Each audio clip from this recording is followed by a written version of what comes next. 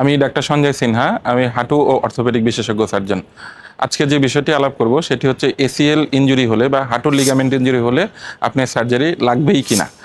তো কিছু কিছু ক্ষেত্রে এসিএল ইনজুরি হলে আপনার হাঁটুর অপারেশন লাগবেই।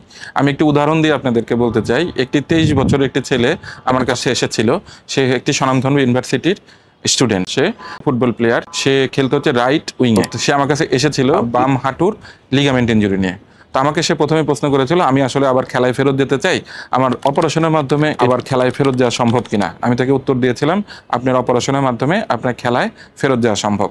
তারপর সে অপারেশন করিয়েছিল এবং সে আবার খেলায় ফেরত গিয়েছে এবং এখন সে বর্তমানে আসলে চাকরিতে আছে। তো যেই কথাটি আসলে বলতে চাচ্ছি সেটি হচ্ছে লিগামেন্ট ইনজুরি হলে আপনি কখন অপারেশনে যাবেন। ধরেন আপনার বয়স 16 থেকে 40 বছর বা 16 থেকে 50 বছর, এর মধ্যে যদি আপনার লিগামেন্ট ইনজুরি হয় এবং বিভিন্ন গ্রেডিং আছে, সেই গ্রেডিংটি আসলে ডাক্তাররাই, হাঁটুর ডাক্তার বা অর্থোপেডিক ডাক্তার এটা নির্ধারণ করে যে আপনার যদি এসিএল ইনজুরি হয় কখন আপনার অপারেশন প্রয়োজন আছে, কখন আপনার অপারেশন প্রয়োজন নেই। ধরেন আমি একটা স্বাভাবিক উদাহরণ দিয়ে বলি, আপনি 23 বছরের একটা ছেলে যদি সে লিগামেন্টের অপারেশন না করতো, তাহলে পরবর্তীতে তার হাঁটুর ভেতরে যে বিভিন্ন রকম স্ট্রাকচার আছে, অর্থাৎ আমরা বলি একটি গাড়িতে যদি একটি চাকা নষ্ট থাকে, গাড়ি যদি ওই চাকা নষ্ট অবস্থায় চলতে থাকে, তাহলে গাড়ির ভেতরে যে স্ট্রাকচারগুলো আস্তে আস্তে অন্য চাকাগুলোও নষ্ট হবে এবং গাড়ির ভেতরে যে স্ট্রাকচারগুলো সেগুলো আস্তে আস্তে ড্যামেজ হতে থাকে।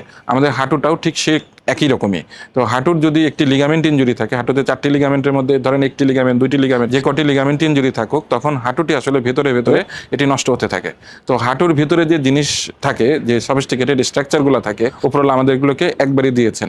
এটা এখনো বিজ্ঞান ওই পর্যন্ত পৌঁছায়নি যে এই জিনিসগুলোকে আমরা রিপ্লেস করতে পারি। তো সুতরাং হাঁটুর ভেতরের যে স্ট্রাকচারগুলো, সেই স্ট্রাকচারগুলোকে যদি আপনি 70 বছর, 80 বছর বা 90 বছর পর্যন্ত এগুলোকে যদি সঠিকভাবে রাখতে চান, তাহলে এসিএল ইনজুরি হলে যদি গ্রেড 2, গ্রেড 3 বা কোনো কোনো ক্ষেত্রে যদি গ্রেড 1, এই ধরনের ক্ষেত্রেও আপনাকে কিন্তু অপারেশনে যেতে হবে।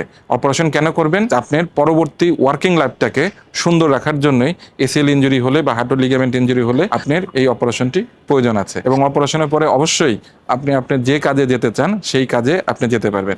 একটা জিনিস মনে রাখবেন, হাঁটুর লিগামেন্ট ইনজুরি হলে শুধু অপারেশনই মুখ্য কথা না, অপারেশনের সাথে সাথে আপনার ব্যায়াম এবং নিয়ম এটাও কিন্তু সাথে চলে আসবে।